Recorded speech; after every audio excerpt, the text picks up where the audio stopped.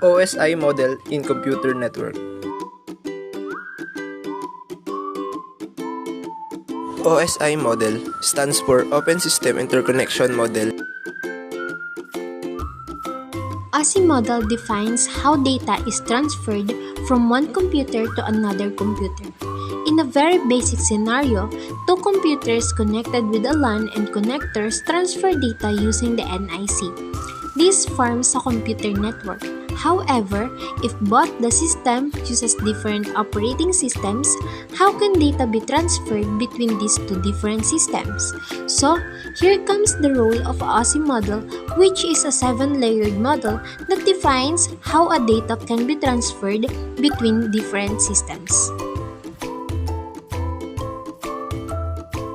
There are 7 layers in OSI model, which are application layer, presentation layer, session layer, transport layer, network layer, data link layer, and physical layer. Application layer. An application layer is an abstraction layer that specifies the shared communication protocols and interface methods used by host in the communication network. An application layer abstraction is specified in both the Internet Protocol Suite, TCP or IP, and the OSI model. Application layer is used by computer applications such as Google Chrome, Outlook, Firefox, Skype, etc. Application layer defines the protocol that are used by computer applications, for example, HTTP and HTTPS. Protocols are used by web browsers such as Google Chrome, Firefox, Safari, and other browser applications.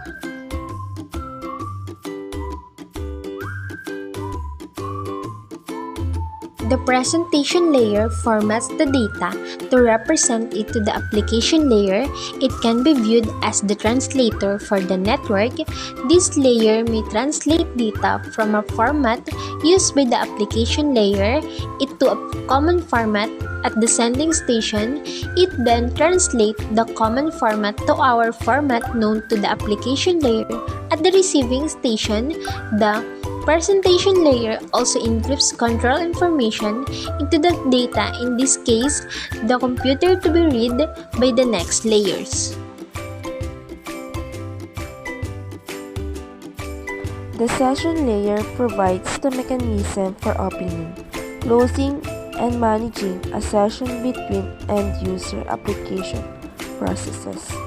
A semi-permanent dialogue communication sessions consist a request and response that occur between applications.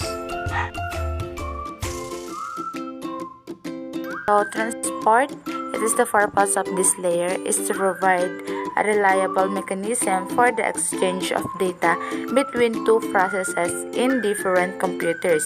It also to ensure that the data units are delivered error-free and delivered in sequence. Ensures that there is no loss or duplication of data units. It may also provide connectionless or connection-oriented service, and it's provide for the connection management. Down to the another layer, which is network layer. Here, the segments are encapsulated into packets. Routing takes place in this layer, where the path the packets will take is the terminal. Packet filtering, routers, and firewalls sometimes takes place in this layer. The lower the firewall in the layer is, the more the secure the network. In addition, the other responsibility of network layer is that it adds the source and destination in the Internet Protocol or IP address to the segment. Data link layer. Data link layer receives the data from network layer. There are two types of addressing in data link layer: logical addressing and physical addressing.